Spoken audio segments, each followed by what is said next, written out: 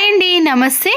కరివేపాకును మనము ఏదైనా బాక్స్లో కానీ కవర్లో పెట్టి ఫ్రిడ్జ్లో స్టోర్ చేసుకున్నా కూడా కొన్ని రోజుల తర్వాత ఆకులు అనేవి ఎండిపోతాయి కదండి. కరివేపాకును ఫ్రిడ్జ్లో పెట్టే ఈ ఐస్ ట్రేలో కరివేపాకునంతా కూడా వేసి మామూలు వాటర్ని దీంట్లో కొద్దిగా నింపేసిన తర్వాత దీన్ని డీప్ ఫ్రిడ్జ్లో పెట్టేసేయండి. ఇలా చేయటం వలన కరివేపాకు అనేది 2 కాదండి 3 వారాలైనా చాలా ఫ్రెష్గా స్టోర్ చేసుకోవచ్చు. త్వరగా ఎండిపోకుండా ఉంటుంది. కర్రీలో కానీ వంటలో వేసేటప్పుడు కూడా మన పని అనేది చాలా సులువైపోతుందండి. 5 to 6 అవర్స్ పెట్టేసిన తర్వాత ఐస్ అనేది ఇలా కరివేపాకుకు ఉంటుందండి. దీన్ని ఇలా మామూలు వాటర్లో కొద్దిసేపు అలాగే ఉంచేసామనుకోండి, తర్వాత ఈ ఆకులన్నీ కూడా విడివిడిగా అవుతాయి. కరివేపాకును ఇలా వాటర్లో కడిగేసి కర్రీలో కానీ టిఫిన్లో వేసామనుకోండి, కరివేపాకు అనేది చాలా రోజుల పాటు ఇలా ఫ్రెష్గా స్టోర్ చేసుకోవచ్చు. ఆనియన్స్ని ఎక్కువ మోతాదులో కట్ చేసినప్పుడు బిర్యానీలోకి కానీ కర్రీలోకి వండినప్పుడు ఎక్కువగా కట్ చేస్తాం కదండి. కట్ చేసినప్పుడు కళ్ళ నుంచి మంట కానీ లేదా వాటర్ అనేది ఎక్కువగా వచ్చేస్తుంది. దీనివల్ల ఇబ్బంది పడతాం కదండి. వైట్ వెనిగర్ని తీసుకొని కట్ చేసుకున్న ప్లేట్కి కానీ చాపింగ్ బోర్డు పైన అప్లై చేసిన తర్వాత మనము ఎన్ని ఆనియన్స్ని కట్ చేసినా సరేనండి, కళ్ళ నుంచి మంట కానీ వాటర్ అనేవి అస్సలకే రావు. ఎక్కువగా ఆనియన్స్ని కట్ చేసినప్పుడు వైట్ వెనిగర్ లేని ప్లేస్లో మీరు కొవ్వొత్తిని వెలిగించి కూడా ఈ ఆనియన్స్ని కట్ చేసినా కూడా కళ్ళ నుంచి వాటర్ అనేది రాకుండా ఉంటుంది. కరెంటు పోయినప్పుడు కానీ ఏదైనా టైంలో మనము ఇలా కొవ్వొత్తిని వెలిగించామనుకోండి, కింద అంతా కూడా ఇలా లిక్విడ్ అనేది పడుతుంది. మళ్ళీ దాన్ని గట్టిగా తీస్తేనే ఆ లిక్విడ్ అనేది వచ్చేస్తుంది కదండి. దీనికోసం మనము హాట్ వాటర్ని తీసుకొని కొవ్వొత్తి ఎక్కడైతే కరిగిందో ఆ ప్లేస్లో ఈ వాటర్ని వేసి ఒక 30 సెకండ్స్ పాటు అలాగే ఉంచేసిన తర్వాత మనము ఏదైనా క్లాత్తో తీసేసామనుకోండి, రుద్దాల్సిన పని లేకుండా చేత్తో ఇలా అనగానే ఈజీగా వచ్చేస్తుంది. క్లాత్ హ్యాంగర్స్ ఉంటాయి కదండి, ఇలా హ్యాంగర్ని తీసుకొని మనము బట్టల క్లిప్లను ఈ హ్యాంగర్కి ఎన్ని కావాలంటే అన్నిటినీ పెట్టేసుకున్నాక సాక్సులు కానీ కర్చీపులు చిన్న చిన్న నాప్కిన్స్ ఉంటాయి కదండి, వాటన్నిటిని కూడా ఇలా బట్టల క్లిప్కు పెట్టేసి బయట కానీ ఇంట్లో గాలికి ఎక్కడ పెట్టినా కూడా బట్టలు అనేవి చాలా త్వరగా ఆరిపోతాయి. 2-3 క్లాత్ హ్యాంగర్స్ ఉంటే చాలండి. బట్టలన్నీ కూడా ఇలా హ్యాంగర్ పైన బట్టల క్లిప్ సహాయంతో ఎన్ని బట్టలైనా ఆరబెట్టేసుకోవచ్చు. చిన్న చిన్న కూల్ డ్రింక్ బాటిల్స్ ఉంటాయి కదండి, వాటిని ఒకటి తీసుకొని ఇలా వీడియోలో చూపించిన మాదిరిగా నైఫ్తో మధ్య వరకు కట్ చేసుకోవాలి.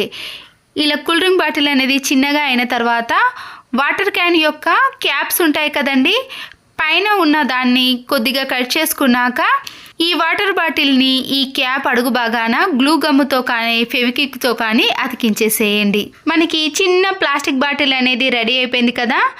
ఈ క్యాప్కి చిన్న చిన్న హోల్స్ అనేవి చేసుకున్నాక దీంట్లో సాల్ట్ కానీ బేకింగ్ పౌడర్ కానీ బేకింగ్ సోడా కానీ చిన్న చిన్న పౌడర్లు ఉంటాయి కదండి, ఆ వాటన్నిటిని కూడా ఈ బాక్స్లో వేసుకొని క్యాప్ పెట్టేసుకున్న తర్వాత మనకి ఎంత కావాలనో అంత మాత్రమే యూజ్ చేసుకోవచ్చు. మరీ ఎక్కువగా పడకుండా మనకి ఎంత కావాలనో అంత మాత్రమే పడుతుంది. దారపు రీల్స్ అన్నిటినీ కూడా ఇలా ఒక బాక్స్లో వేసుకున్నప్పుడు అన్నీ కూడా చిక్కుబడిపోతాయండి. దారం అనేది కూడా చాలా వరకు వేస్ట్ అయిపోతుంది కదా. అయిపోయిన ప్లాస్టర్ యొక్క ఇలాంటి రోల్స్ ఉంటాయి కదండి, వాటిని పడేయకుండా ఇలా సిల్క్ దారాలు ఉంటాయి కదా, వాటికి పెట్టేసామనుకోండి, దారం అనేది బయటికి రాకుండా చిక్కుబడిపోకుండా నీట్గా ఉంటాయి. సిల్క్ దారాలు కాకుండా మామూలు దారాలు అనేవి ఇలా సన్నగా ఉన్నప్పుడు అయిపోయిన ప్లాస్టర్ దాంట్లో 2 కానీ 3 రీల్స్ని పెట్టేసామనుకోండి, అవి కూడా నీట్గా ఉంటాయి. నచ్చితే మాత్రం తప్పకుండా ఒక లైక్ చేయడం మాత్రం మర్చిపోకండి. మరొక యూస్ఫుల్ టిప్, అయిపోయిన కోల్గేట్ పేస్ట్ ఉంటుంది కదండి, మనము పదే దాన్ని ఇలా కింది నుంచి తీయాలంటే ఇబ్బంది పడతాం కదా. ఒక స్కేల్ని తీసుకొని గట్టిగా ఇలా కింది నుంచి పైకి అనేసామనుకోండి, కింద ఉన్న పేస్ట్ అంతా కూడా ఇలా పైభాగంలోకి వచ్చేస్తుంది. తర్వాత దీన్ని మనం ఒక 2-3 డేస్ వరకైనా యూజ్ చేసుకోవచ్చు. మరొక యూస్ఫుల్ టిప్, పిల్లలు ఏదైనా డ్రాయింగ్ వేస్తున్నప్పుడు కానీ పెయింట్ వేస్తున్నప్పుడు బ్రష్ని అలాగే కింద పెట్టేశారనుకోండి, దానికి ఉన్న కలర్ అనేది కింద ఫ్లోర్కి కానీ లేదా వేసే పేపర్ పైన అంటుకుంటుంది కదా. అలా కాకుండా ఉండాలంటే ఇలా క్లిప్ మధ్యలో పెట్టేసామనుకోండి, పెయింట్ అనేది కింద ఫ్లోర్కి అంటుకోకుండా ఉంటుంది.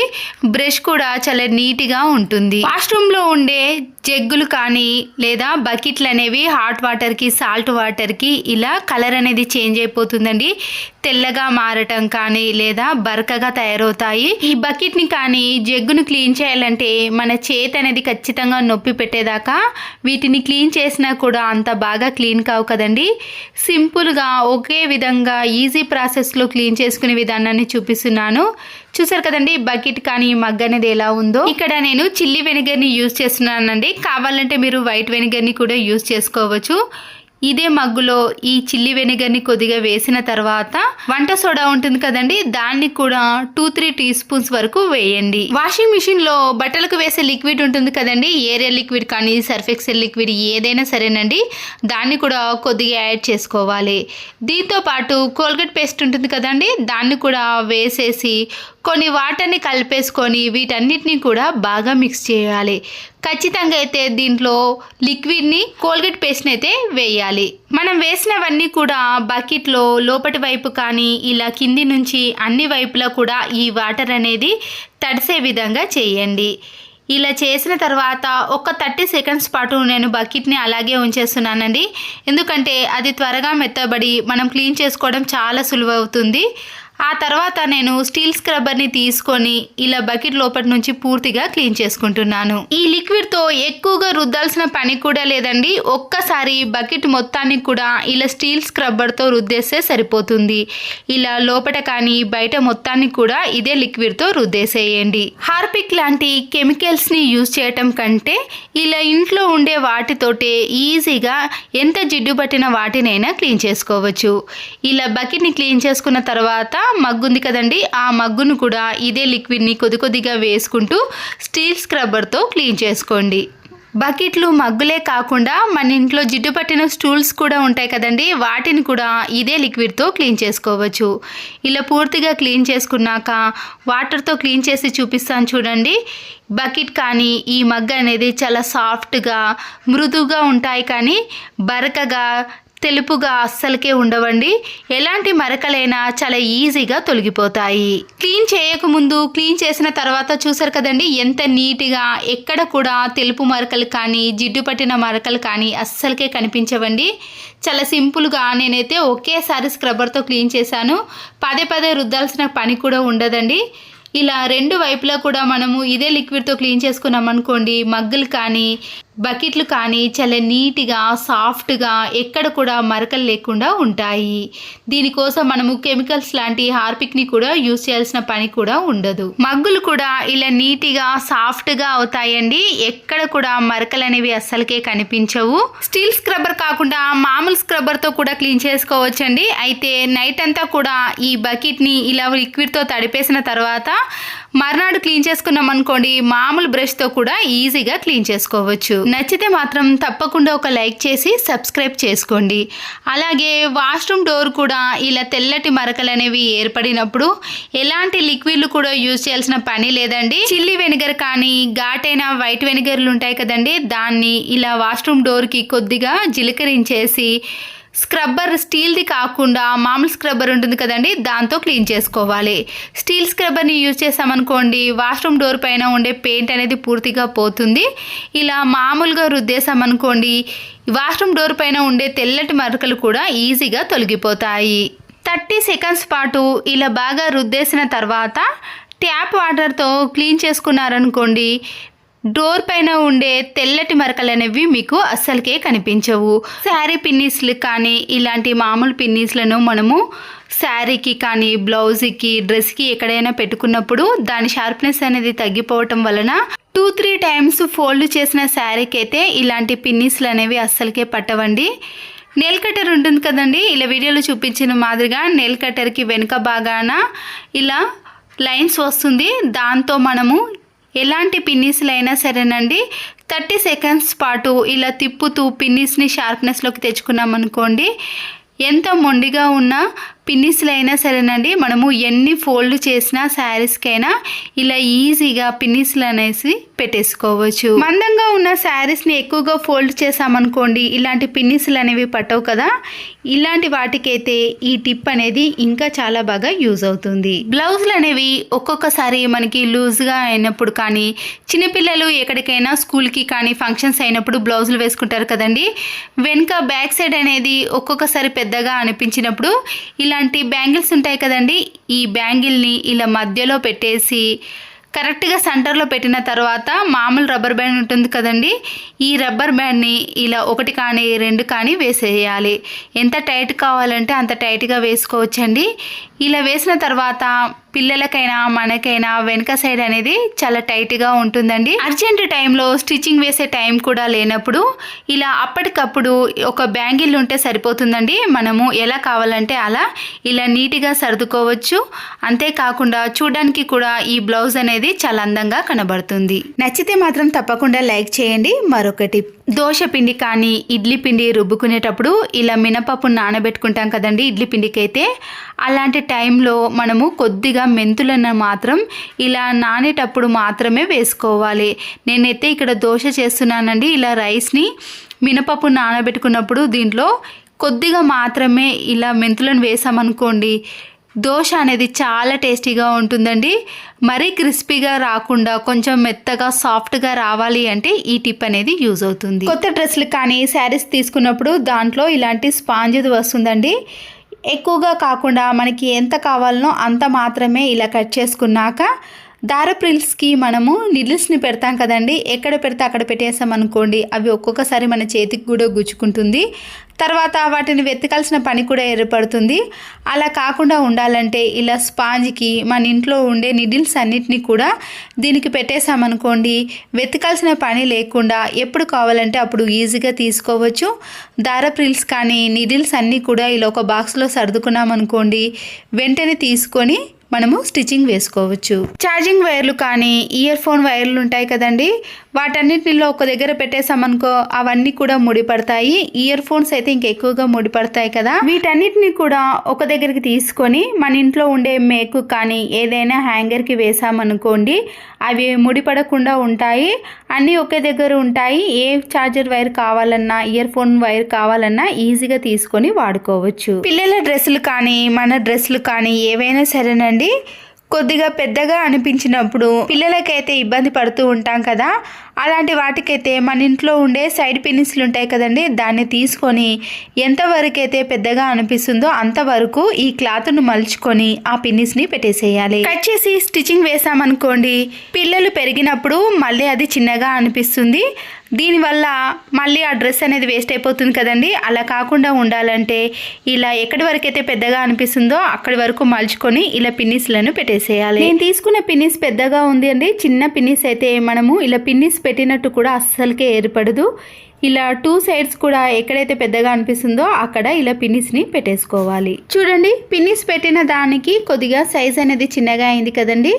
నచ్చితే మాత్రం లైక్ చేయండి. చినిగిపోయిన సాక్స్ కానీ లేదా వేస్ట్గా ఉన్న ఒక సాక్స్ను ఇలా హ్యాండ్స్కి వేసుకున్నాక మన ఇంట్లో ఉండే టాల్కమ్ పౌడర్ ఉంటుంది కదండి, ఫేస్కి వేసుకునే పౌడర్ కానీ లేదా కోల్గేట్ పౌడర్ ఉంటుంది కదండి, దాన్నైనా ఇలా సాక్స్ పైన వేసుకోవాలి. ఇంట్లో ఉండే టీవీ ఉంటుంది కదండి, దుమ్ము పట్టినప్పుడు ఇలా పౌడర్తో మనము క్లీన్ చేసుకున్నాం అనుకోండి, ఏదైనా డస్ట్ ఉన్నా కూడా ఈ పౌడర్కి అతుక్కొని వచ్చేస్తుంది. మనము దేన్ని పడితే దాంతో టీవీని క్లీన్ చేయలేం కదా, ఇలాంటి స్మూత్ దాంతో క్లీన్ చేసామనుకోండి టీవీ కూడా పాడవకుండా ఉంటుంది, డస్ట్ కూడా ఈజీగా పోతుంది. హెయిర్కి పెట్టుకునే ఫ్లక్కర్స్ ఉంటాయి కదండి, ఒక్కొక్కసారి దాంట్లో ఉండే స్క్రూ అనేది పడిపోవటం వల్ల కానీ లేదా కింద పడి ఇలా విరిగిపోయినప్పుడు వేస్ట్ అని పడేస్తాం, కానీ దీన్ని కూడా చాలా బాగా యూజ్ చేసుకోవచ్చండి. ఇక్కడ డబుల్ గమ్ టేపుని కానీ లేదా ప్లాస్టర్ని దేనైనా తీసుకోవచ్చండి. నేనైతే ఇక్కడ డోర్కి వెనక సైడు ఇలా ప్లాస్టర్తో ఈ ఫ్లక్కర్ని అతికించేస్తున్నాను. మీరు ఎక్కడైనా ఈజీగా అతికించుకోవచ్చండి. మీరు ప్రతిరోజు యూజ్ చేసే చైన్స్ కానీ ఫ్లక్కర్లు కానీ లేదా రబ్బర్ బ్యాండ్లు కానీ ఏవైనా సరేనండి, మరీ బరువైనవి కాకుండా ఇలా చాలా తేలికగా ఉండేవి ఏవైనా ఇలా ప్లక్కర్కి వేసుకున్నాం అనుకోండి, ఎప్పుడు కావాలంటే అప్పుడు ఈజీగా తీసుకొని మనము యూజ్ చేసుకోవచ్చు. నచ్చితే లైక్ చేసి సబ్స్క్రైబ్ చేసుకోండి. మరొకటి, ఇలాంటి ప్లాస్టిక్ కవర్లు కానీ లేదా ఇప్పుడైతే క్లాత్ బ్యాగులు వస్తున్నాయి కదండి, దాంతో అయినా కూడా ఈజీగా ప్రిపేర్ చేసుకోవచ్చు. మనము ఈ కవర్ని ఇలా పట్టుకుంటాం కదండి, అక్కడి వరకు మాత్రమే కట్ చేసుకోవాలి. అలాగే కింది వైపున కూడా ఇలా సమానంగా కట్ చేసుకున్నాక వన్ సైడ్ మాత్రమే ఓపెన్ చేసుకోవాలండి, ఇంకొక సైడ్ అలాగే పెట్టేసుకోవాలి. తర్వాత దీన్ని ఇలా వీడియోలో చూపించిన మాదిరిగా కవర్ని ఇలా రెండుగా మలుచుకున్నాక కింది వైపు నుంచి కూడా ఇలా రెండుగా మలుచుకున్నాం అనుకోండి, మనకి 4 మడతలుగా వచ్చేసాయి కదా. ఇప్పుడు ఇలా ఓపెన్ ఉన్న సైడ్ మాత్రం మనము గ్లూ గమ్ముతో కానీ పిన్ పంచుతో ఇలా పిన్స్ కొట్టేశారనుకోండి, మనకి లోపటైతే 8 పాకెట్స్ అనేవి రెడీ అవుతాయండి.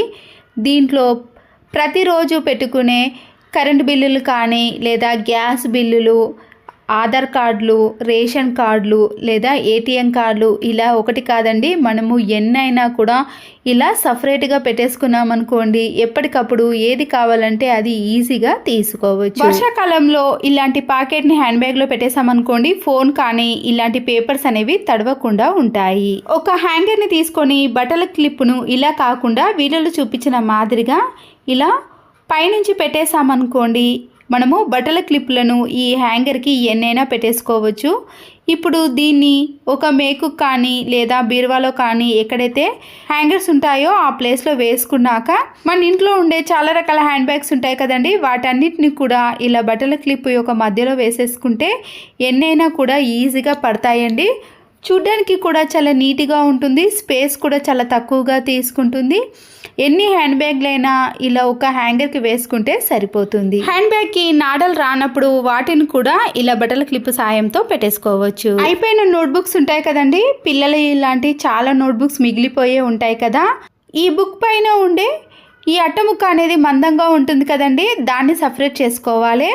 ఇప్పుడు ఈ అట్టముకను మనము ఎంత పొడవులో కావాలంటే అంత పొడవులో సెట్ చేసుకోవచ్చండి. నేనైతే ఇక్కడ హాఫ్ మాత్రమే తీసుకొని ఇలా రౌండ్గా మలిచేసుకుంటున్నాను. మీరు దీనికి పిన్నిస్ కానీ లేదా రబ్బర్ బ్యాండ్నైనా వేసుకోవచ్చు.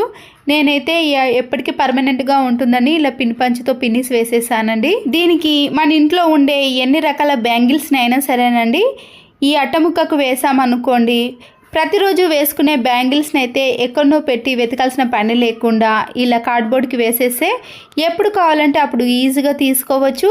మనకి తీయడానికి కానీ మళ్ళీ అందులో నుంచి తీసుకొని వేసుకోవడానికి కూడా చాలా వీలుగా ఉంటుందండి. పిల్లలే కానీ మనం కానీ ఎన్ని బ్యాంగిల్స్నైనా ఇలా అట్టముక్కకు వేసుకుంటే చాలా నీట్గా అందంగా కనబడుతుంది. పడేసే వాటిని కూడా మనము ఇంట్లోకి ఇలా చాలా బాగా యూజ్ చేసుకోవచ్చు. పచ్చిమిర్చి ఉంటాయి కదండి, ఈ పచ్చిమిర్చిని మనము ఇలా చేత్తో తొడిమెలు తీసిన తర్వాత చేతులు మండటం కానీ లేదా పిల్లలకి తాకినా కానీ వాళ్ళ కళ్ళు మండటం లాంటివి జరుగుతూ ఉంటాయి. ఒక బట్టల క్లిప్ను తీసుకొని పచ్చిమిర్చి తొడిమెలు తీసే పైన ఇలా గట్టిగా ప్రెస్ చేసామనుకోండి, తొడిమలు అనేవి చాలా ఈజీగా వచ్చేసాయండి. అప్పుడు మన చేతికి కూడా కారం అనేది అస్సలకే అనిపించదు. లేకపోతే మీరు ఇంకొక బట్టల క్లిప్ను కూడా ఇలా చేత్తో పట్టుకొని రెండు వైపులా కూడా ఇలా బట్టల క్లిప్ల సహాయంతో తొడిమెలు తీసామనుకోండి, కారం అనేది చేతికి అస్సలకే అంటదు. అంతే కదండి. ఎండుమిర్చి తొడిమెలు కూడా ఉంటాయి కదండి, మనం కారాన్ని పట్టించుకునేటప్పుడు చాలా ఎక్కువ మోతాదులో ఇలా తొడిమెలు తీసేటప్పుడైతే చాలా బాగా యూజ్ అవుతుందండి. మనకి కారం అనేది అస్సలకే అంటకుండా ఉండాలంటే ఇలా పచ్చిమిర్చిని బట్టల క్లిప్ మధ్యలో పెట్టేసి ఎన్ని తొడిమలైనా తీసేయచ్చు. అంతే కదండి. మనము పచ్చిమిర్చిని కట్ చేసేటప్పుడు కూడా బట్టల క్లిప్లో పచ్చిమిర్చిని పెట్టేసి నైఫ్తో కానీ సీజర్తో మనము ఎలా కావాలంటే అలా కట్ చేసుకోవచ్చు. దీనివల్ల మన టైం అనేది సేవ్ అవ్వటమే కాకుండా మన పని కూడా చాలా సులువైపోతుందండి. ఎంత చిన్న సైజులో కావాలన్నా కూడా అలా అంత చిన్న సైజులో మనము ఇలా బట్టల క్లిప్ సహాయంతో కట్ చేసుకోవచ్చు. నైఫ్తో కూడా కట్ చేసుకోవాలన్నా కూడా ఇదే టిప్ అనేది చాలా బాగా యూజ్ అవుతుందండి. మీకు ఇక్కడ ఇలా పచ్చిమిర్చిని పెట్టేసి నైఫ్తో కూడా ఇలా కట్ చేసుకుంటే సరిపోతుంది. పచ్చిమిర్చి తొడిమెలను ఎక్కువగా తీయాలన్నప్పుడు ఇలా సీజర్తో కట్ చేసుకుంటే కూడా చాలా సింపుల్గా అయిపోతుందండి. చూసారు కదండి, ఈ క్లిప్లు అనేవి బట్టలకే కాకుండా మన ఇంట్లోకి కూడా చాలా రకాలుగా యూజ్ చేసుకోవచ్చు. ఈ వీడియో కానీ మీకు నచ్చినట్లయితే తప్పకుండా ఒక లైక్ చేసి మీ ఫ్రెండ్స్కి కానీ రిలేటివ్స్కి షేర్ చేయండి. మరో యూస్ఫుల్ వీడియోతో మళ్ళీ కలుద్దాం. Thanks for watching. నిమ్మరసం తీసిన తొక్కలు ఉంటాయి కదండి, అవి వేస్ట్ అని పడేస్తాం. కానీ ఇలా పడేయకుండా చపాతీలు చేసే కర్రను కానీ చపాతీ పీట ఉంటుంది కదండి, దానిని ఇలా వీడియోలో చూపించిన మాదిరిగా నిమ్మ తొక్కలతో బాగా రుద్దేసేయండి. ఇలా చేయటం వలన దానిపై ఉండే డస్ట్ కానీ లేదా మురికి కానీ ఈజీగా తొలగిపోతుంది. తర్వాత మామూలు క్లాత్ని తీసుకొని ఇలా తుడిచేసేయండి. చూసారు కదండి, చపాతీ పీట కానీ చపాతీ కర్ర అనేది చాలా నీట్గా క్లీన్గా అవుతుంది. ప్రతిసారి మనము స్క్రబ్బర్తో క్లీన్ చేయకుండా ఇలా పడేసే తొక్కలతో కూడా క్లీన్ చేసుకోవచ్చు. ఇంట్లో వైఫై ఉన్నప్పుడు దాని స్పీడ్ అనేది తగ్గిపోతే అప్పటికప్పుడు మన ఇంట్లో ఉండే ఇలాంటి ఫైల్ పేపర్ ఉంటుంది కదండి, ఆ ఫైల్ పేపర్ని ఇలా వైఫై నెట్కి చుట్టేసామనుకోండి, స్పీడ్ అనేది చాలా ఎక్కువగా వస్తుంది. ఫైల్ పేపర్ని ఒకదానికే కాకుండా ఇలా రెండింటికి చుట్టేసేయాలి. మరొక యూస్ఫుల్ టిప్, స్పాంజ్ స్క్రబ్బర్ ఉంటుంది కదండి, వెనక సైడు ఇలా 2 కానీ 3 కానీ ఘాట్లు పెట్టుకోవాలి. స్లైడింగ్ డోర్లు కానీ విండోస్ ఉంటాయి కదండి, ఇలా మధ్యలో డస్ట్ అనేది అలాగే ఉండిపోతుందని మనము చీపురు కట్టతో కూడా క్లీన్ చేయలేకపోతాం కదా.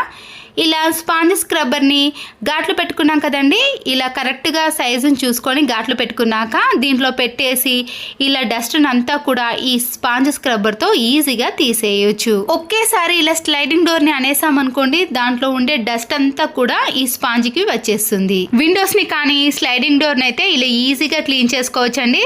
తర్వాత మనం వాటర్ కింద ఇలా పెట్టేసి చేత్తో నలిపేసామనుకోండి, దానికి ఉండే డస్ట్ అంతా కూడా పోతుంది. చూసారు కదండి, మళ్ళీ ఎప్పటి మాదిరిగా క్లీన్గా తయారైంది కదా. క్లాత్ కంటే ఇలాంటి స్పాంజ్ స్క్రబ్బరే చాలా బాగా పనిచేస్తుందండి. విండోస్కి మనం కట్ చేసుకున్న ఘాట్లు ఉన్నాయి కదండి, దాని మధ్యలో పెట్టేసి ఇలా కిటికీలను కూడా ఈజీగా క్లీన్ చేసుకోవచ్చు. అంతేకాదండి, మన ఇంట్లో ఇలాంటి నెట్ జాలి ఉన్నప్పుడు దాంట్లో సన్నటి డస్ట్ అనేది ఆ హోల్లో అలాగే ఉండిపోతుందండి. చూస్తున్నారు కదండి, వెనక వైపు కొద్దిగా గరుకుగా ఉంటుంది కదా, ఆ స్క్రబ్బర్ని తీసుకొని ఇలా జాలి డోర్ని క్లీన్ చేసామనుకోండి, ఆ సన్నటి డస్ట్ అనేది పూర్తిగా పోతుంది. బట్టలు ఉతికే బ్రష్ ఉంటుంది కదండి, దాంతో క్లీన్ చేసుకున్నా కూడా ఇలాంటి జాలి డోర్లు అనేవి నీట్గా ఉంటాయి. ఈ స్పాంజ్ స్క్రబ్బర్కి ఎంత జిడ్డు అంటినా సరేనండి, ఇలా వాటర్తో క్లీన్ చేసిన వెంటనే కూడా నీట్గా తయారవుతాయి. మనము ఎన్నో వాటిని కూడా ఈ స్పాంజ్ స్క్రబ్బర్తో క్లీన్ చేసుకోవచ్చు. Thanks for watching.